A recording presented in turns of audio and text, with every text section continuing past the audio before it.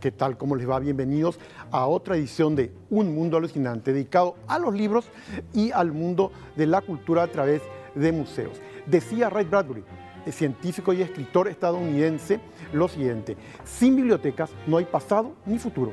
Pasado porque no aprenderemos la lección, futuro porque no nos podemos proyectar. Y justamente el sentido de este programa es este: buscar en nosotros mismos las claves para el futuro. Vamos a tener de entrada, y ya podemos ir viendo, lo que significa una de las bibliotecas más antiguas de Occidente. Ahí la están viendo, impresionante. La Biblioteca del Papa. La Biblioteca Apostólica, se llama apostólica porque es del Papa, Biblioteca del Papa. Les cuento que lo que ustedes están viendo es una de las más antiguas bibliotecas del mundo. Tiene una colección impresionante de códigos históricos. Vayamos al Papa Nicolás V, fundó la biblioteca, fíjense la edad, 1448, finales del siglo XV. Reunió 350 escritos griegos, latinos y hebreos que él heredó y que también fueron sus adquisiciones. Pero la fundación oficial de esa biblioteca del Vaticano fue el 15 de junio de 1475, porque allí se le asignó presupuesto y nombró bibliotecario a una persona entendida en la materia. Se elaboró el primer catálogo en 1481. La biblioteca poseía entonces más de 3.500 manuscritos. Era la mayor del mundo occidental hacia 1475. Y hacia 1587 se alberga a la biblioteca en ese edificio que todavía se utiliza. Hoy tiene 1.600.000 libros antiguos y modernos, tiene 300.000 monedas y medallas y 20.000 objetos de arte y algo así. Hay un archivo secreto ahí, que no todos pueden acceder a esa parte de la biblioteca. Se llama el Archivo Secreto del Vaticano. Concretamente, este archivo secreto comenzó en el siglo XVII. Contiene, ¿saben cuántos volúmenes el Archivo Secreto del Vaticano? ¿Qué dirán? 150.000 volúmenes. Y algo que impresiona: ahí se encuentra el manuscrito más antiguo de la Biblia que se tenga conocimiento. Es un manuscrito que, para que tengan una idea al respecto, es el más antiguo manuscrito y que es del siglo IV. Contiene casi en su totalidad el texto bíblico. Es el libro de la Biblia más antiguo que se tenga noticia.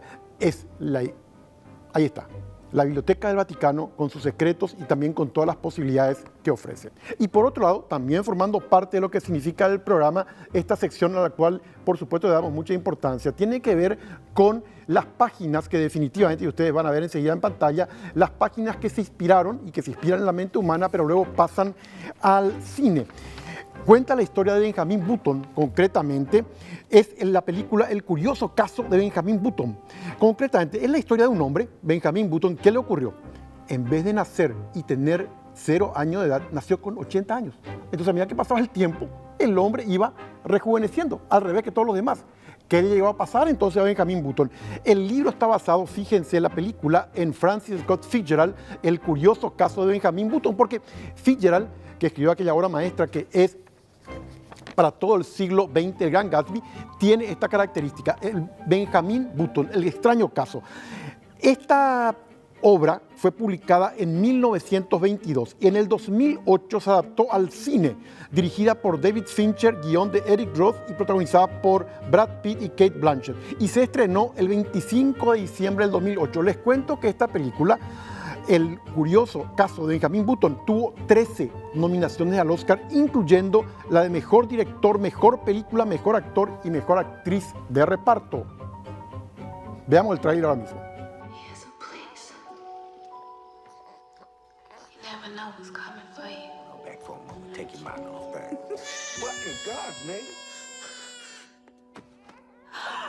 Infirmity's not of a newborn, but of a man well in his 80s on his way to the grave. He's dying? Of old age. Oh, God in heaven. He looks just like my ex-husband. My name is Benjamin Button. How old are you? 7, but I look a lot older. God bless you. He's 7.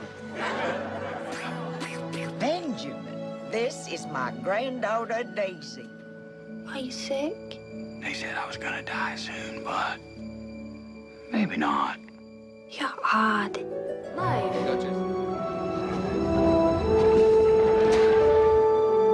We are almost the same age.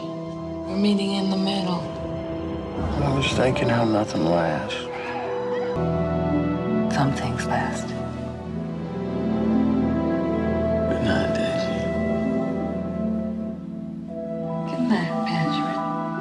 ¿Y qué libros leen los personajes públicos de nuestro país? Consultamos con Fidel Zavala. Él es congresista, acuérdense, por el partido Patria Querida. Él recomienda un libro que leyó. Vamos con él. Hay una historia novelada muy linda que se llama El caudillo del dictador, que cuenta la historia, vamos a decir novelada, pero con documentos históricos, ¿verdad? De la relación, vamos a decir, entre Francia y Artigas, ¿verdad? Y todo el contexto que se desarrollaba, ¿verdad? Donde la corona española había perdido hegemonía en América del Sur, ¿verdad? Y había una disputa por el virreinato del Paraguay, del Río de la Plata, y bueno, el avance de los brasileros, cómo nace Uruguay como producto de la guerra cisplatina, y muy interesante, ¿verdad? Ayuda a entender un poco la historia de Paraguay. Está hecha por una historiadora y politóloga uruguaya, Ana Ribeiro. Y en instantes, con Mario Ferreiro, Solo una noche más, un imperdible libro de cuentos que el intendente de Asunción presentó hace semanas enseguida.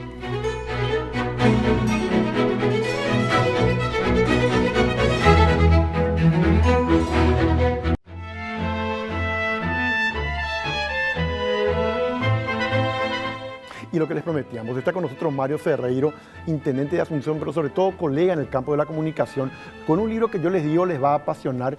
El libro que tengo en la mano es Solo una noche más, les voy a mostrar enseguida. Mario, ¿qué tal? ¿Cómo te va? Bienvenido. Gracias, Carlos, por la invitación. La verdad es que cuando me dijeron, vas a ir a hablar, pero no de basura, ni de bache, ni de tránsito, me sentía hasta con ganas de venir antes, porque además sé que compartimos el gusto por la literatura, por la nostalgia, por algunas cosas que vivimos en común, porque somos la misma generación también. Y dije, bueno, va a ser una charla interesante con Carlos y siempre es un gusto estar acá.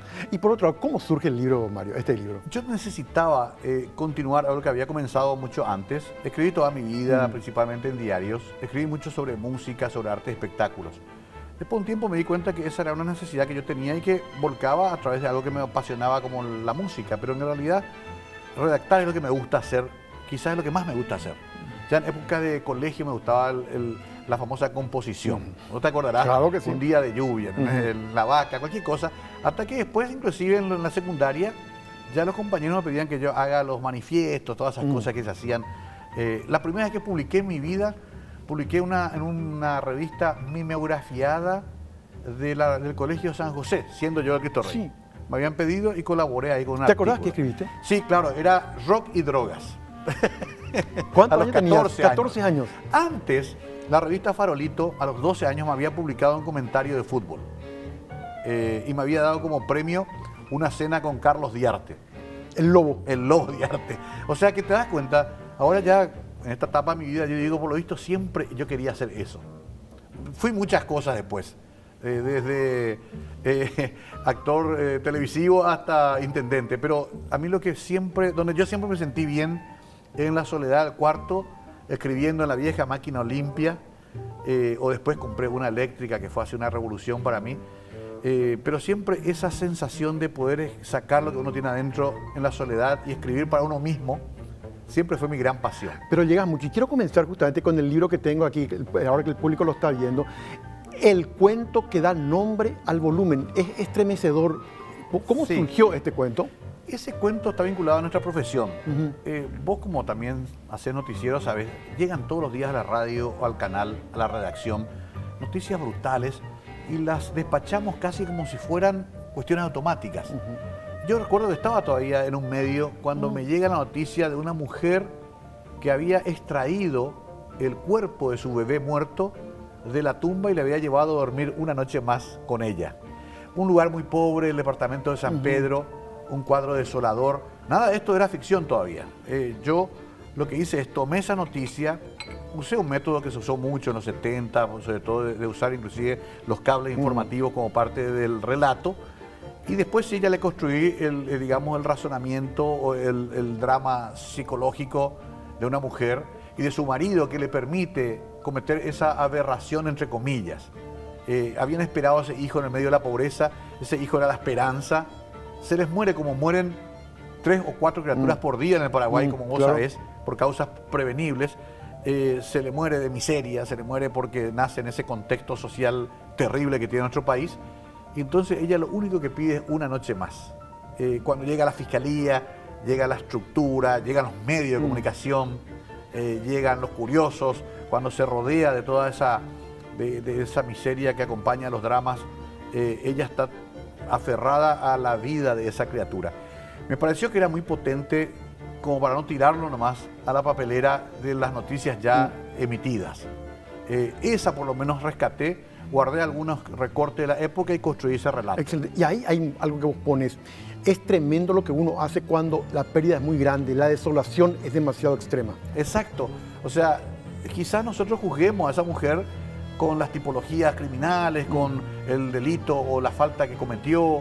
Los códigos son muy fríos y dirán, tiene que estar detenido, tiene que ir a un consultorio psiquiátrico. Pero en realidad nadie puede saber el dolor que genera la partida de un hijo, ¿no?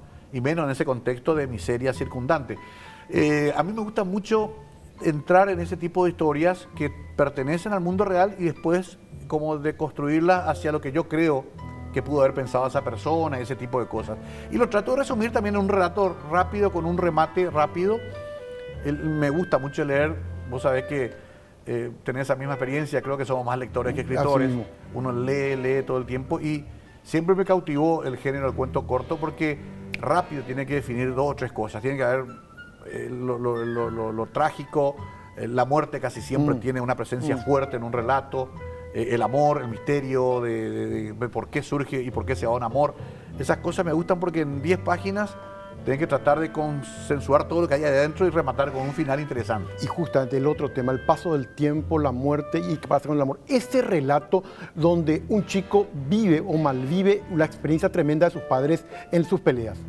Sí, creo que todos en todo caso vivimos en familias donde no se llegó hasta ese nivel, pero sabemos que hay conflictos en la vida matrimonial. Las familias son un microcosmos complejísimo, donde hay de todo, desde hijos predilectos a hijos no muy deseados, desde celos, infidelidades, pequeñas mentiras que después generan un ambiente de desconfianza. Yo jamás podría decir que ese es un cuento autobiográfico, pero sí me imaginé que en cualquier familia, inclusive normal, entre comillas, pueden ocurrir estas tragedias, ¿no? Un papá y una mamá que quedan solos ante la vida, en que los hijos ya se escaparon, quizás quede uno como testigo y van hasta la destrucción. Es una exageración, muchas veces para tener también un cierto valor literario se apela a la exageración. Se apela porque ese a la matrimonio hipérbole. termina en destrucción realmente. Ese sí, yo no viví esa experiencia, gracias a Dios, pero sí, me imagino, a veces entre mis amigos, a veces hasta en personas conocidas veo una relación que se va cada vez tensando más y digo, esto podría ocurrir. Una vez hice lo mismo en otro cuento ya de un libro anterior donde imaginé que el hombre que se casaba con una mujer esa noche recibía la confesión de que ella era en realidad prostituta. Me acuerdo perfectamente, claro y que comete sí. un feminicidio el hombre. Sí. Me gusta pensar esas cosas, no por una morbosidad ni nada por el estilo, sino simplemente porque creo que son vivencias que parecen lejísimos, que parecen muy, muy lejanas a nuestra realidad, pero que de repente ocurren cerca. Yo recuerdo, volviendo a las reacciones, mi sorpresa ante ciertos casos muy sonados de asesinatos o de fines trágicos, de personas que inclusive conocimos, o de suicidios. Entonces pienso mucho en esas cosas. Y Carlos González Brun Patapila fue un gran hombre de la comunicación también. Murió. Y vos le dedicaste el primer cuento a él, el primero de este libro. Sí, es un cuento sobre la muerte. Que Carlos nos puso a todos ante la posibilidad certera de que pueda ocurrirnos a nosotros. Es casi como una ruleta rusa. Nosotros tenemos un grupo que almorzamos una vez al mes, hace como 30 años. Una vez al mes en casa. Sí. Temas variados, al típico encuentro. Y Carlos fue parte de esa mesa. Y bueno, de esa mesa, que somos 10 o 12 amigos, él es el primero que partió. Al primero de esa mesa hace 30 años. Exactamente, exactamente. Yo a Carlos lo conozco en los pasillos de la vieja Chaco Boreal. Él había vuelto de un viaje que hizo a Europa como maquinista de un barco. Y había escrito una novelita, que no sé dónde estará, que ganó premios en su momento. Habremos tenido los dos 19 años. Estamos hablando de allá por el 78, 79. Él siempre fue muy cautivante, un tipo con una personalidad arrasadora, muy culto siempre. Imagínate, tiene 19 años y ya escribía, Sí. ya soñaba con su carrera en el cine, después se fue a estudiar a Kansas cinematografía.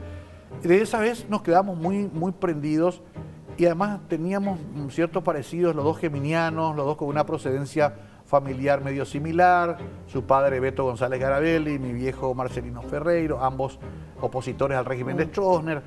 Había mucha afinidad. Y bueno, desarrollamos una vida paralela. Él después hizo gran parte de su carrera en el exterior, volvió y me acompañó en la carrera para intendente, muy de cerca. Fue uno de mis asesores prácticamente más cercanos, toda la campaña.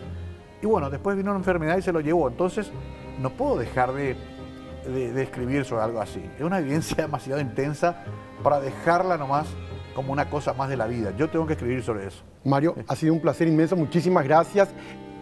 Tus planes, ¿por qué tienen que leer el libro de Mario Ferreiro? Yo quiero que conozcan el otro Mario, no tanto el Mario oficial, el que tiene que estar respondiendo las preguntas municipales que vamos a seguir respondiendo en otro contexto, pero hay un Mario que va a seguir sobreviviendo en las páginas de esos cuentos. Ha sido un placer. Volvemos enseguida.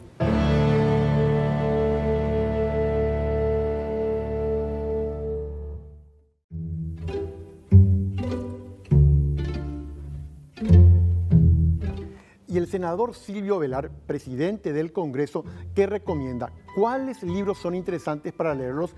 Fíjense lo que dice Silvio Velar. Civilización del espectáculo, de Mario Vargas Llosa, y también recomendaría 30 lecciones de democracia de Giovanni Sartori. Vargas Llosa aborda muy bien lo que hoy estamos viviendo en la sociedad, donde ya hoy no es el espectáculo, el show, más que el debate de carácter ideológico, doctrinario, queda en un segundo plano. El candidato hoy se convierte más bien en un marquetero. Y eso lo analiza en el campo de la política y también en el campo de la cultura, donde Internet prácticamente lo relega a los libros. Y yo soy un reivindicador de los libros, por eso coincido con Vargas Llosa. Y las 30 lecciones de Sartori es sumamente agradable porque sintetiza muchos pensamientos de la filosofía política de una manera muy didáctica. La civilización del espectáculo de Mario Vargas Llosa. ¿Qué pasa con el historiador? ¿Qué pasa con el escritor? ¿Qué pasa a la historia? William Shakespeare, en esta breve síntesis de su vida. Él nació en 1564, murió en 1616, está considerado el escritor más importante en lengua inglesa. Entendió la condición humana. Si alguien quiere preguntarse el poder que es cuando es absoluto y despótico, lean Macbeth. Si alguien quiere saber cuál es la duda entre la razón y los sentimientos, vaya, lean, o si pueden ver la obra Hamlet. Si uno quiere averiguar el tema de los celos extremos y enfermizos, Otelo. Y la mejor tragedia de todos los tiempos, Romeo y Julieta. Shakespeare pasó hacia la historia como el escritor inglés de mayor relevancia internacional. Uno de los autores de mayor renombre internacional hoy es el suizo, fíjense ustedes, Joel Dicker. Él saltó a la fama como la verdad sobre el caso Harry Quebert. ¿En qué consiste la obra de Dicker? En bucear en la condición humana. En este libro que ustedes ven, el libro de los Baltimore trata de una familia que tiene muchos problemas internos y uno de los integrantes de la familia está por ingresar a prisión. Entonces, cuando está por ingresar a prisión, un escritor se acerca a él. ¿Qué sabe al respecto? ¿Qué puede ocurrir en el futuro? ¿Qué le depara? ¿Por qué va a prisión? El libro de los Baltimore, sobre familias, sus enredos, sus conflictos, sus tragedias también. Imperdible. Este es un libro que ustedes lo encuentran en El Lector. Y en Servilibro, en la Plaza Uruguaya, van a encontrar este libro, Gramática Guaraní de la Academia de la Lengua Guaraní. Les aclaro que este libro es oficial, quiere decir, porque emana de la autoridad legítima de la lengua. La autoridad de la lengua, concretamente la Academia de la Lengua Guaraní, establece esta gramática guaraní. Para los chicos, para los adultos, para quienes quieran saber más sobre el mundo del idioma guaraní, que lo hablamos, pero a lo mejor no lo entendemos del todo cuando decimos ciertas palabras, este libro les va a impresionar. Encuentran ¿dónde? En Servilibro. Y sin ninguna duda, en el mundo del arte, en el mundo de los museos, hay uno que es en particular que nos llena a fondo, que es el Museo Diocesano, concretamente de los jesuitas, de las misiones jesuitas del siglo XVIII. Fíjense en este informe. Todas las piezas que se pueden ver en este museo formaban parte del templo. En la ciudad de San Ignacio, departamento de Misiones, se encuentra el Museo Diocesano de Arte Jesuítico, en donde las reliquias más antiguas, las piezas que formaban parte del templo más antiguo del país, reposan para recordarnos a los primeros hombres que vinieron con el arte, cultura y religión. Somos la primera reducción fundada por los jesuitas en el año 1609 por Marcial de Lorenzana y Francisco de San Martín. Tenemos otros santos que son, vamos a decirlo, las clásicas presencias en los altares de la época. San Francisco, Santo Domingo, el fundador de los benedictinos, y luego imágenes de culto como la Virgen, la Inmaculada Concepción. Otra imagen representativa que tenemos dentro de esta sala, que es la sala del Misterio Pascual, que hace referencia a la Semana Santa, el Cristo que está en posición de Pantocrator, que es una imagen imponente también y que es muy especial para nuestra colección.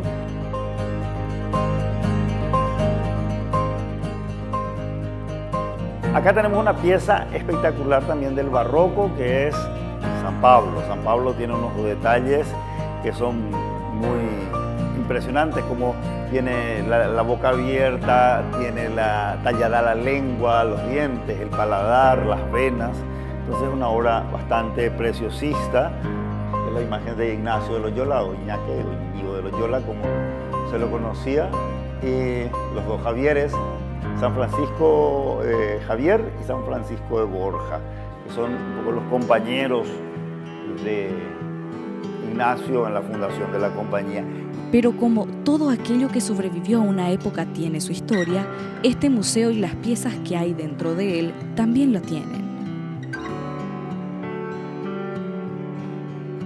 En el año 1921 se desguazó el templo.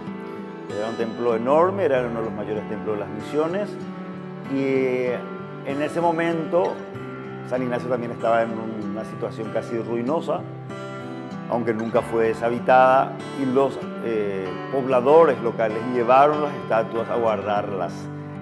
Vuelve la Compañía de Jesús, que había sido expulsada en el año 1677, y las familias que habían cuidado estas estatuas las devolvieron.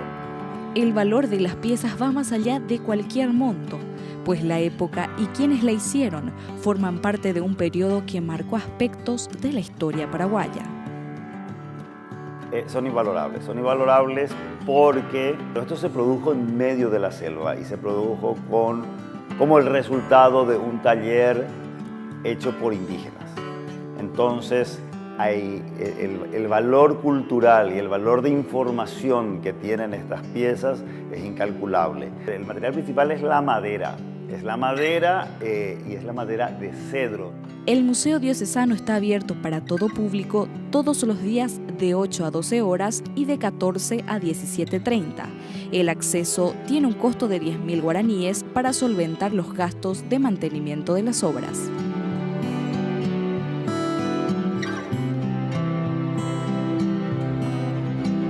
Y queda una reflexión en torno a lo que Mario Ferreiro nos hablaba, el tema de la muerte, el tema del amor, el tema del paso del tiempo y el tema del deterioro de las relaciones afectivas en un matrimonio o en una pareja.